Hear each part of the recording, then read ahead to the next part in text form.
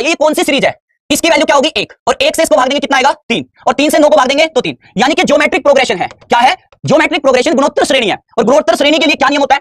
पहली से अगले वाली को भाग दिया तो आर की वैल्यू क्या गई? 3, ए की वैल्यू क्या गई? 1, और फॉर्मूला क्या होता है समेशन का? अगर हम योग की बात करें तो फॉर्मूला क्या होता है गुणोत्तर श्रेणी में? पहली संख्या r की पावर n माइनस में 1 अपॉन में r माइनस 1।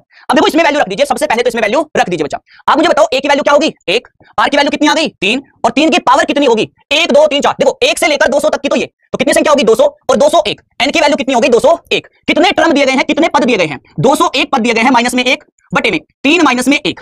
आइए बात समझ में। अब देखो, अब ये 13 से भाग देना है इसको 13 से, तो नीचे 13 भी लिख लीजिए। मुझे ये बताइए, अगर मैं बात करूं 13 गुना में 2 कितना आ गया? 26। ऊपर क्या आएगा? ऊपर क्या लिख सकता हूं इसको मैं 27 बना दूं तो काम हो जाएगा, क्योंकि 27 माइनस में 1 ये कटेगा। कैसे? a की पावर n माइनस b की पावर n। अगर n की वैल्यू क्या है बच्चा? अगर n की वैल्यू विषम है तो ये हमेशा किससे कटता है? a माइनस b से कटता है।